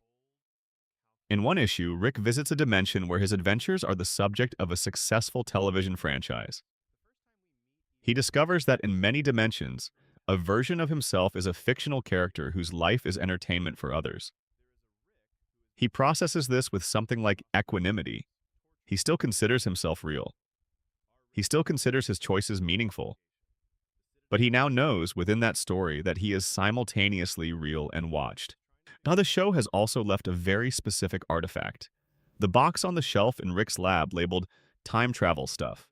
Dan Harmon acknowledged in interviews that this box is a deliberate creative choice, a way of physically shelving the concept of time travel within the show's world, making the decision not to use it a literal background feature of every scene set in the lab. But if Rick knows he is a character in a television show, the box has a second meaning. It is Rick acknowledging a story convention that he has chosen not to deploy. It is a character who can see the genre tools available to him and who has made a considered decision about which ones to pick up. If Rick knows he is a character, what does that mean for how he lives? It means his nihilism might be, in significant part, a performance. If the show is the show, and Rick knows it, then the philosophical position he consistently presents, the universe is meaningless, caring about things is sentimental foolishness, nothing ultimately matters, is not necessarily what he believes. It is what the character he is playing believes. Or it is what he performs because performing it creates a certain kind of distance from the people watching, a certain kind of armor against being fully understood or fully reached. A nihilist who feels nothing cannot be hurt. And a nihilist who knows he is being watched has a strong incentive to maintain the performance. It also means he is trapped in a way that all his genius cannot resolve. He can escape the Galactic Federation's prison. He can outwit the Council of Ricks. He can kill Rick Prime. He can build or escape from or dismantle almost anything. But if the narrative is the cage, if the structure of the show is the thing holding him in the shape he is in, then there is no portal gun that opens to freedom from it. The story continues as long as the story continues. Rick cannot portal his way to the finale. Unless, and this is the most interesting version of the theory, he already is. There is a reading of the show's overall arc where Rick's long-term project, operating beneath every adventure and every crisis and every relationship, is an attempt to write himself out of the story he can see he is trapped inside. Season by season, the show has moved him incrementally away from the character established in the pilot. He has made choices the early Rick would not have made. He has stayed when he could have run. He has allowed himself to care, openly, without immediately retreating behind a joke or an explosion. He has chosen his family in moments when choosing them cost him something.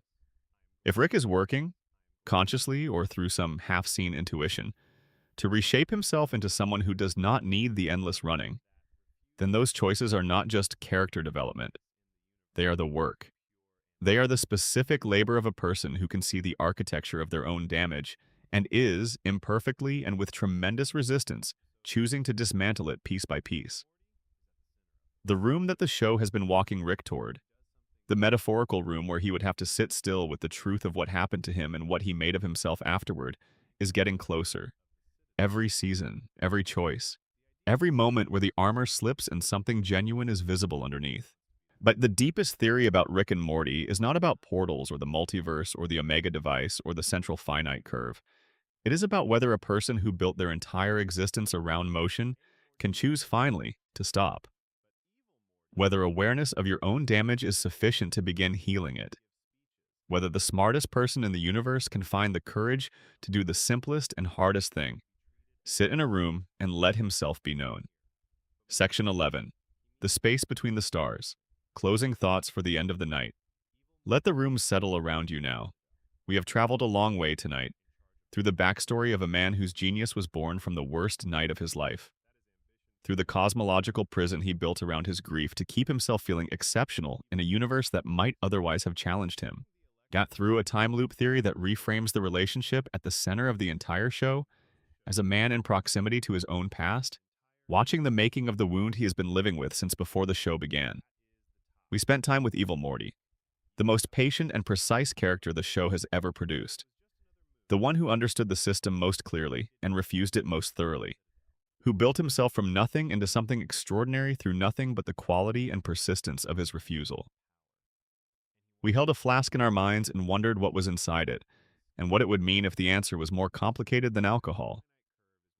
We considered a family frozen in time by a genius who cannot let go of a specific configuration of the world. We stood at the border between two shows and found messages left by friends for friends, a hidden in plain sight for whoever was paying close enough attention. We followed the theory that Rick knows he is a character and asked what that awareness costs him and what it might eventually free him from. What is Rick and Morty underneath all of it? It is a show about loneliness, about the particular and peculiar loneliness of being exceptionally intelligent in a universe that is mostly not, of being able to see the structure of everything and still not be able to touch the simple human warmth that most people take entirely for granted by it, about being the smartest person in every room and still not knowing how to stay in the room when staying gets hard. Rick can build anything. He cannot hold still. He can understand the mechanics of the universe. Now, he cannot understand why he keeps dismantling the things he loves before they can be taken. He can cure almost any disease, escape from almost any trap, construct solutions to problems that no other mind in any dimension could approach. He cannot construct a way to sit with what happened to him without immediately converting the sitting into motion. But the show keeps coming back to the garage. It keeps returning to the family. It keeps showing us, in the quiet spaces between the chaos, a man who has not fully given up on belonging somewhere, who keeps caring about a teenager and a woman who is not technically his daughter, and a family that is not technically his, despite everything his philosophy tells him about the wisdom of that kind of investment. The theories are beautiful because they make this theme so much richer. But the central finite curve is not just world building. It is a man who restructured the cosmos to protect himself from feeling small, who built a universe around his terror of being ordinary, who arranged the physics of reality to guarantee that wherever he went, he would be the most necessary thing there. Evil Morty is not just a villain. He is the question the show keeps asking in different forms. What happens when the person who is supposed to stay at the bottom refuses? When the person assigned a supporting role decides to be the main character of their own story? The Rick and Morty theory is not just a clever loop. It is the idea that damage is inherited, that what is done to us tends to shape what we do to the people who come after us, and that the only break in the chain is the specific, difficult, against-the-grain decision to choose differently. The flask theory is a question about whether greatness is innate or manufactured, and what we owe to people we compete against if the competition was never fair. The frozen family is the most intimate expression of Rick's inability to let anything grow and change and become something other than what he needs it to be. None of these are just theories about an animated show. They are theories about what human beings do with the things that break them, about whether the structures we build to keep ourselves safe are really safety or a different kind of cage, about whether, at some point, after all the running, after all the portals opened, and all the dimensions visited and all the chaos and noise and motion, it is possible to come back to the garage and stay. Rest now. Let all of it float. Let the theories settle into the background where they live, patient and permanent, waiting for the episodes that will confirm them or complicate them or surprise them into something even better. The garage is still there. Somewhere in the multiverse, in a dimension that Rick has made his home for now, the portal gun sits on the workbench. The time travel stuff box is on the shelf. Whatever is in the flask is there too, quietly holding its answer. And somewhere beyond the central finite curve, in the part of the infinite multiverse that no green portal gun has ever reached, Evil Morty has built himself something like peace. He went somewhere nobody was supposed to go. He figured out the system, burned it down, and built himself a space mansion on the other side of the ashes. And he sits there now, but watching whatever counts as a sunset from out beyond the walls of the world Rick made. He looks from the outside like someone who finally got what he wanted. Maybe that is the dream, to finally find somewhere quiet, to stop performing and start existing, to sit with the grief gently instead of running from it, to let the armor come down piece by piece over time in a place where you chose to be, to stay, if tonight gave your mind somewhere good to drift. If these theories kept you company on the way to sleep, if the world of Rick and Morty felt like a good place to think from the inside of, then it would mean a great deal if you subscribe to Q Pickle Rick. We do this for the community, for the people who love stories and want to go all the way inside them, who want to sit with the ideas that make the things they love worth loving. Subscribing is free. It helps us keep making things like this, and there is always more to explore. Sweet dreams. The multiverse is infinite. Some of it is very, very quiet. Fall asleep. To Rick and Morty theories. Written for Q Pickle. Rick history, lore, and the universe's best stories. https://w www.youtube.com/@qpickleRick. Yeah. Bonus section, the simulation theory, the doofus Rick problem, and the philosophy of meaning. In an infinite universe. There are a handful of theories we have not yet touched, and they deserve their own space because each one illuminates a different corner of the show's interior. A different way that Rick and Morty rewards the people who choose to go slow. Let us begin with the simulation theory, not because it is the one that most people encounter early in their engagement with the show, and that the show itself has used as a thematic device more than once. The idea, simply put, is that Rick and Morty takes place inside a simulated reality, that the events of the show are not occurring in a physical universe but within an extraordinarily advanced computational system, and that Rick is aware of this fact. This awareness, the theory goes, is the real explanation for why Rick treats the universe as disposable. If it is a simulation, then nothing in it is ultimately real. And the nihilism is not philosophical performance, but a direct response to actual cosmological conditions. The evidence the theory draws on is scattered and ambiguous, but genuinely interesting to trace. Rick has at multiple points in the show that interacted with the apparent physics of reality in ways that seem to suggest he knows something about its underlying structure that other beings do not. He has noted, almost in passing, that certain things about the universe are consistent in ways that suggest design, a phrase that can be read as aesthetic observation or as a statement about substrate. He has in the same breath dismissed the observation as irrelevant, which is either the response of someone who has genuinely made peace with meaninglessness or the response of someone who knows the truth and has decided not to talk about it. The more compelling version of the simulation theory is not that Rick knows the universe is a simulation, in the technical sense, but that Rick knows the universe follows the logic of a story, that the events of his life have narrative structure, that things happen to him in the way things happen to people in well-plotted fiction, with setups and payoffs and thematic resonance and character arcs, and that he can feel this from the inside even if he cannot prove it from the outside. This version of the theory connects directly to the Rick knows he is a character theory we discussed earlier, and in fact the two theories are perhaps two ways of describing the same underlying reality. If the universe Rick inhabits follows story logic rather than physical probability, then his repeated insistence that nothing matters takes on a different texture. In a story, things matter precisely because the story has been constructed to make them matter. The grief is real because the story requires it to be real. And the love is real because the story needs it. Rick saying nothing matters might be a specific, targeted lie that he tells himself about the one thing that matters most to him, which is the people in that house, the relationship in that garage, the specific 14-year-old boy who keeps showing up despite everything. If the universe is a narrative and Rick knows it, then nothing matters is not a description of the universe. It is a defense against caring about the things in it that, if the story is told honestly, are going to be taken from him, or changed beyond recognition, or asked to grow up and leave. The nihilism is not about the cosmos. It is about the spalific, terrifying vulnerability of caring about something that can be lost. Now let us talk about Doofus Rick. Because Doofus Rick is one of the most interesting background characters in the entire show, and nobody talks about him enough. Doofus Rick is an alternate version of Rick who appears in the Close Rick Counters of the Rick Kind episode and in a couple of additional appearances. He is, by the standards of the other Ricks, not very intelligent. He is kind. He is warm. He seems to genuinely like people, including Jerry, a Morty-level being by any other Rick's assessment. He does not have the contempt that defines most Ricks.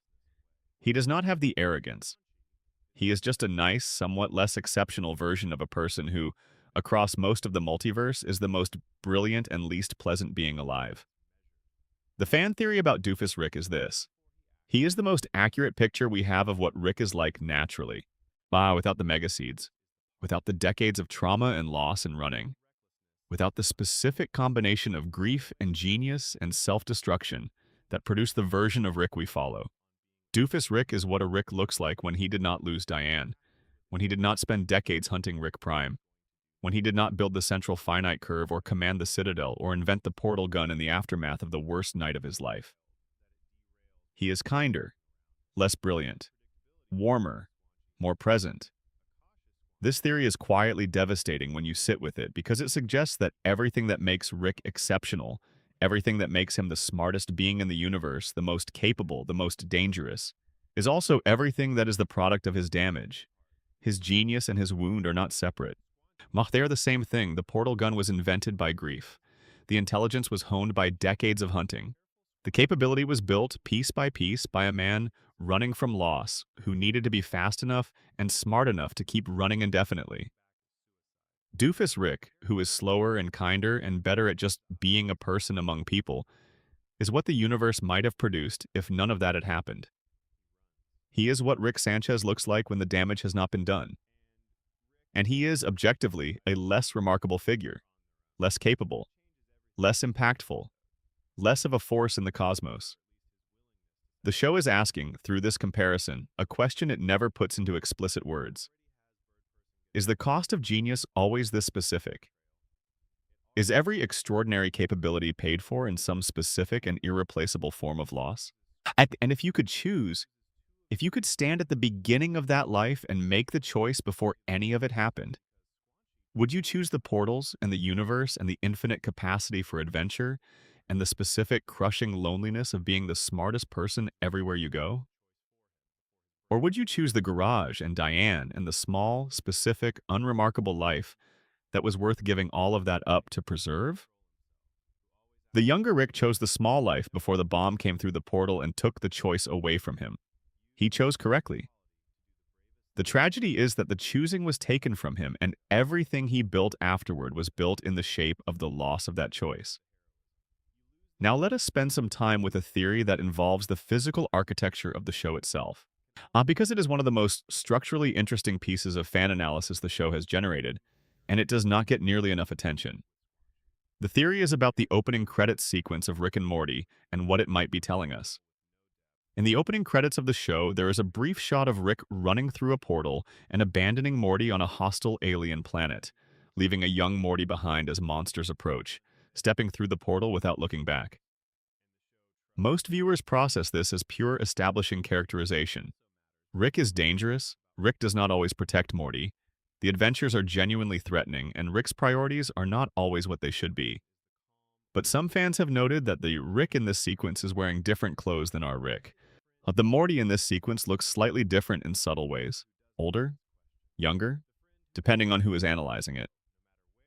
And the portal that the Rick steps through closes behind him, stranding the Morty on this hostile world.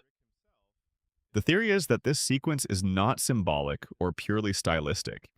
It is a literal event from Rick's past, specifically from the history of Rick C-137 and a specific Morty who was not our Morty. The opening credits are showing us the moment when Rick abandoned his original Morty, the Morty from whom he fled, the Morty that grew up alone on that planet, that survived, that developed, through decades of isolation and danger and absolute self-reliance, into the cold, patient, capable individual who eventually came after Rick with everything he had. If this theory is correct, and then the opening credits of every episode of Rick and Morty are showing us the inciting incident of the evil Morty arc. Not symbolically, literally, the moment that created evil Morty is being played at the beginning of every episode, in plain sight, processed as stylistic shorthand by almost every viewer who sees it.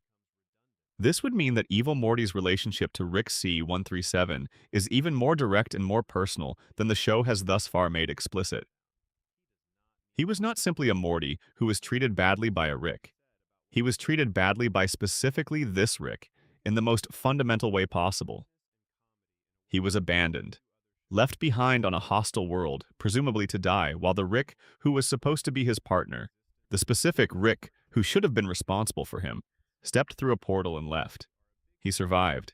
He adapted. He did not simply survive. He developed into something that could come back for the Rick who left him. He came back. He has been coming back in increasingly powerful forms across the entire run of the show.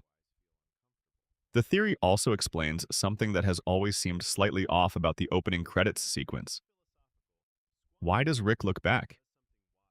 In the sequence, as he steps through the portal, there is a brief frame where it looks like Rick glances back at the Morty he is leaving behind. Not long, not enough to stop, but a glance. The look of a person who knows exactly what they are doing and knows it is wrong and does it anyway because they cannot stop themselves from running. That glance, if the theory is right, is the moment of original sin at the center of the show. The look back that did not become a turning back. The moment that could have gone differently and did not. The moment that produced everything that followed. The revenge arc, the citadel, the central finite curve, all of it in the shape of one specific, terrible choice to leave. Rick has been living with that look for the entire run of the show. Evil Morty has been coming for the person who gave it. Let us spend a moment on the brainwave theory itself, because there is a second layer to it that gets discussed less often than the Rick is Morty version, but that stands on its own as a fascinating piece of analysis. The second layer of the brainwave theory is not about identity, but about empathy.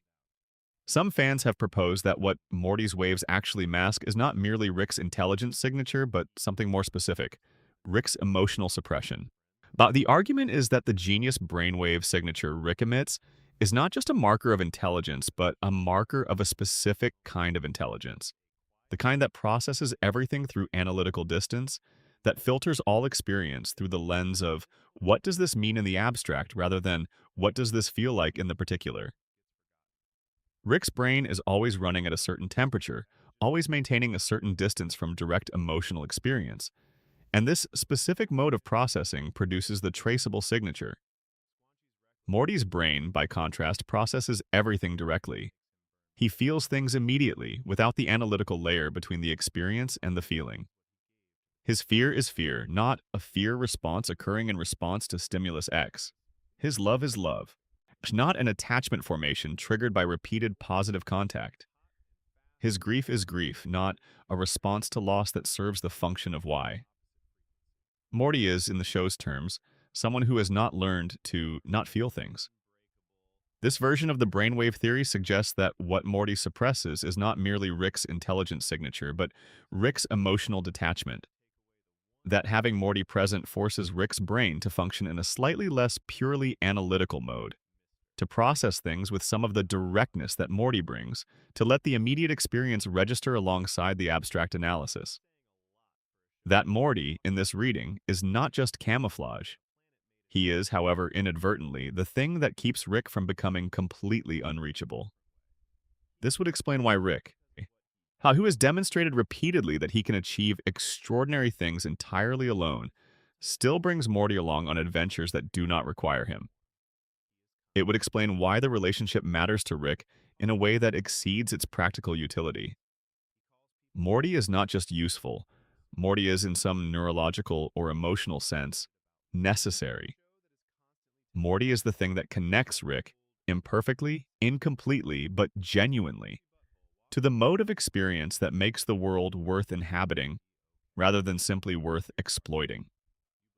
Take Morty away, and Rick does not just lose the camouflage. He loses the tether. He loses the thing that keeps him even slightly in contact with the register of experience that the rest of sentient life occupies. He becomes more capable and more solitary and more absolutely lost all at the same time. The show has explored this implicitly in the episodes where Rick and Morty are separated for extended periods. Rick in those episodes is different. Sharper in some ways, more reckless in others, less grounded in any sense that resembles the ordinary gravity that keeps people connected to consequences and to people. Without Morty to mask his genius, he is detectable. But without Morty to modulate his processing, he is also harder to recognize as the person we know. The specific Rick that the show is about, the one we root for, the one we want to see find his way towards something better, exists in relationship to Morty in a way that is not purely functional. This is what the theories, at their best, are pointing toward. Not just structural cleverness about the show's mechanics, not just satisfying explanations for why things work the way they do. They are pointing toward the emotional truth at the center of the thing. That connection, specific, irreplaceable connection to specific, irreplaceable people, is the only thing that makes any of it worth anything. Not the portal gun, not the genius, not the infinite multiverse. The boy in the garage who keeps showing up. Rick has been running from that truth for the entire show. The theories trace the running, and somewhere in the running, season by season, he keeps almost stopping, keeps almost turning around, keeps making the choice, fractionally, incompletely, to be somewhere instead of always being on the way somewhere else. That movement, from motion towards stillness, from running towards staying, from the elaborate architecture of avoidance towards something that resembles the willingness to just be present, is the arc the show has been building. Every theory we discuss tonight is a different angle of light on the same underlying object.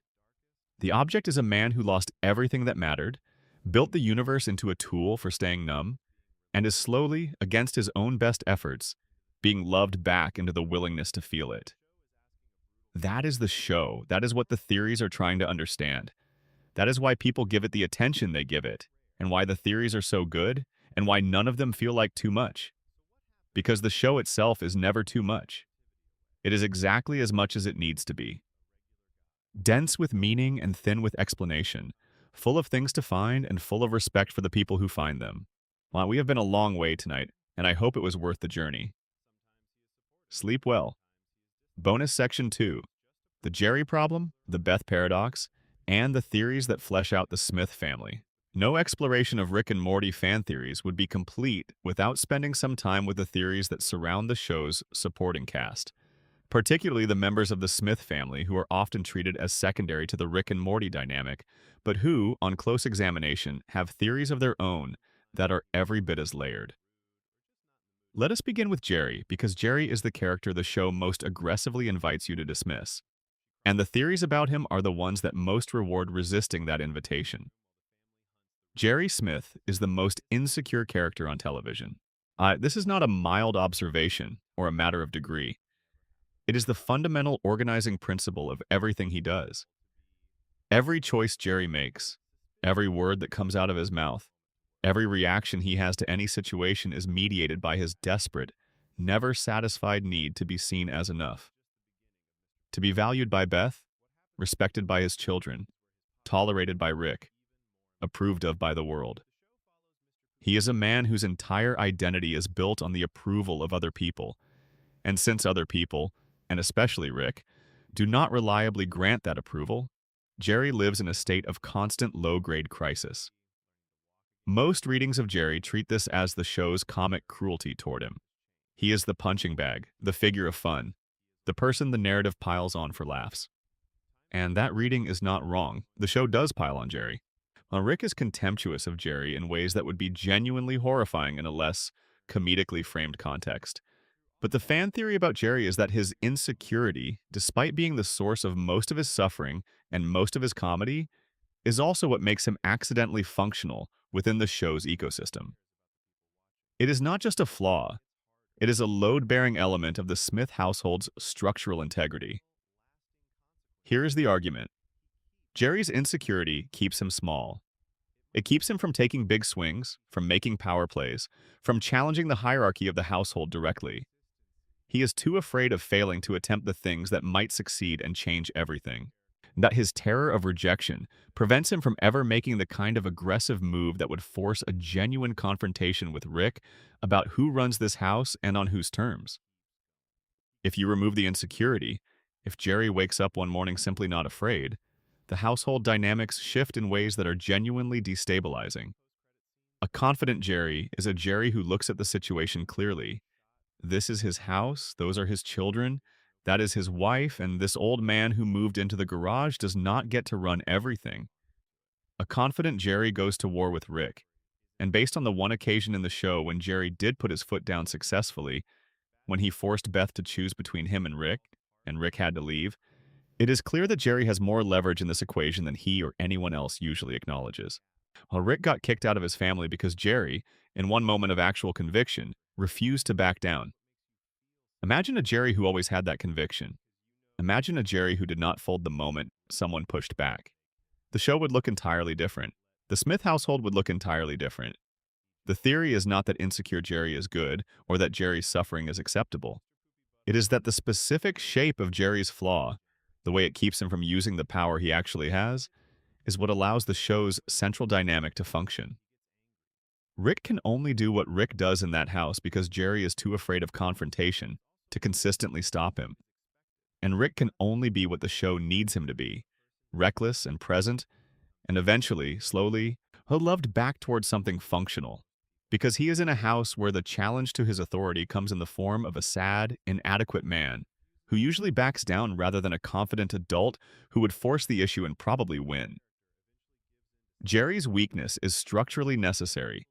It is the specific shape of the weakness that matters. Not more or less weakness, but this specific flavor of it, this specific combination of genuine feeling and insufficient will to act on it. The show needs Jerry to be exactly as he is for the household to be the laboratory in which Rick's change can begin. Beth's theories are different in character. Beth Smith is a woman who has built a sophisticated life. She is a surgeon, she has a house, she has children, she has managed to maintain a household and a marriage and a relationship with her monstrous, yet impossible father for years. And the show makes very clear, from very early on, that none of what Beth has built is actually what she wants. She is not fulfilled by horse surgery. She is not fulfilled by her marriage. She carries a quiet, constant resentment at the life she ended up with, and the source of that resentment is not difficult to trace. She gave up what might have been her real life when she got pregnant with Summer in high school without a father around to tell her she did not have to make that choice. The fan theory about Beth is that her entire life is, in a very precise and very tragic sense, Rick's fault. Not through any active cruelty, but through his absence. Rick was not there when she needed him to be. Not physically, not emotionally, not as any kind of guide or support. He was gone. And the specific shape of the life she built in his absence, the early pregnancy, the marriage to the safe and present Jerry, the suburban existence that fits exactly the description of something you choose when you are afraid of being abandoned, is a direct expression of the wound his absence created. If Rick had been there when Beth was young, not the current Rick necessarily, not the fully damaged version, but even a partial and imperfect version, her choices might have been different. She might have had the confidence to pursue the things she was actually capable of. She might not have needed Jerry's constant presence in the way she did. She might have built a life that actually fit her, rather than a life that fit the shape of her fear. The complicated version of this theory is the one that sits most uncomfortably but feels most true. Rick knows this. On some level, in some part of his awareness that he does not examine very often, Rick understands that Beth's life is the shape it is because of his failures. And this is part of why he tolerates her behavior toward him that he would not tolerate from anyone else, and part of why he enables her worst impulses rather than challenging them, and part of why the relationship between them is so strangely tender despite everything. He owes her a debt that cannot be repaid. He caused a wound he cannot heal. All he can do is be present now in his limited and badly expressed way, and hope that presence constitutes something. The theory about Space Beth, the version of Beth who chose to clone herself and explore the universe, is perhaps the most philosophically interesting piece of the Beth mythology. When Rick offers Beth the choice, clone yourself and go live your real life, or stay and never know if you are the real you or the copy, he is doing something that the show explicitly identifies as his most characteristic move. He is giving her an out, a way to have everything without having to choose. You can be the explorer and the mother. You can be the person who stayed and the person who left. You can have the life you wanted and the life you made. But the choice itself, offered in that specific way, is also Rick avoiding responsibility. He does not sit with Beth and ask what she actually needs. He does not do the hard, intimate, honest work of helping her figure out what she wants. He creates a technical solution to an emotional problem, the way he always does, and hands it to her and lets her figure out the rest. It is generous and it is cowardly at the same time. It is, in other words, exactly Rick. The theory is that Beth cannot make the choice in any clean way, not because she does not know what she wants, but because both options are really about Rick. If she stays partly to be near her father. If she goes partly to become like her father, to prove that she inherited whatever makes him exceptional. Neither option is purely about her. Both are about the ongoing negotiation with Rick's gravitational field that has defined her entire life. Without her father's approval as the center of the decision, Beth might simply make a clear choice based on what she actually wants. But she has never been allowed to have that clarity, because Rick has been present and absent in alternating and unpredictable ways for her entire life, and the uncertainty of his presence has turned the question of what she wants into something that cannot be disentangled from the question of what he thinks of her. Summer's situation deserves attention too. Summer is often treated as the least complicated member of the family, the teenager who cares about social status and fitting in, who gradually becomes more capable and more interesting as the show develops her. But there is a theory about Summer that cuts deeper than the surface characterization. The theory is that Summer's need to be seen, to be cool, to matter, to be relevant, is the direct expression of a specific piece of information she received early in the show. She found out that she was an unplanned pregnancy, that her parents almost did not keep her, that her existence was, in the most fundamental sense, a contingency rather than a choice. For a teenager who is already living in a household where her grandfather's attention is focused entirely on her brother, where she was not chosen to be the adventure partner, where her role in the family narrative is consistently secondary, learning that she was not even planned lands differently than it would for someone who felt secure in their place. It confirms the fear that was already there. You were not chosen. You were not intended. You are here by accident, and if things had gone slightly differently, you would not be here at all. Okay, everything Summer does after this, the social climbing, the insistence on being included, the way she forces herself into situations where she is not initially welcome, is a response to that information. Not just a teenage response to social pressure, a fundamentally existential response to the specific terror of feeling like your existence was an afterthought. The theory is that Summer's arc is the arc of a person learning to exist on her own terms, rather than proving her existence to others. Every time she forces herself into an adventure and succeeds on her own merits. Every time she demonstrates capability that no one expected from her. Every time Rick, who did not choose her initially, looks at her and is genuinely surprised by who she is. Those moments are Summer building a case for herself that she does not need anyone else to make. They are Summer becoming certain of her own existence, not through others' confirmation, but through her own demonstrated reality. That is a more interesting arc than it first appears. And it connects thematically to what every character in this show is really doing, trying to find a way to be real that does not depend on someone else deciding you are. A final note: why the theories matter and what they say about the people who make them. There is something worth saying at the end of a night like this about why fan theories exist at all. Why people spend real time and real thought building these interpretive structures around stories that were made for entertainment. But why the theories matter, not just as analysis, but as an expression of something that the shows and movies and books that generate them are doing right. Fan theories are acts of love. They are what happens when a story generates enough genuine feeling, enough real investment, enough of a sense that there is more here than the surface reveals, that people cannot simply consume it and move on. They need to look inside it. They need to map it. They need to understand not just what happened, but why, and what it means, and what it says about the people who made it and the people who receive it. Rick and Morty generates theories because it is built to generate theories. Because it plants things, because it trusts its audience. Because it operates in the conviction that the people watching it are capable of holding complexity, of being surprised by depth, of finding something genuinely moving in the story of a genius who lost everything and built the universe into a machine for avoiding having to feel it. The theories are not separate from the show. They are the show's second life, the existence it has in the minds of the people who loved it enough to keep thinking about it after the episode ended. They are the conversation the show is having with its audience about what it is actually about. And that conversation, as this long night has demonstrated, is rich enough to sustain hours and hours of careful attention. Every theory we discussed tonight is, at its core, a theory about meaning, about whether meaning is possible in an infinite universe, about whether specific, irreplaceable things matter when everything has infinite counterparts. About whether you can build something worth having out of grief, and whether what you build in grief can eventually become something other than a monument to the grief itself. The show says yes to that last question. Slowly, imperfectly, never cleanly, but yes. Rick C137 is, season by season, choosing the family. In that house over the running, he is not there yet. He may never be fully there, in the way that fully there requires a person to be willing to be seen without armor. But he is getting closer.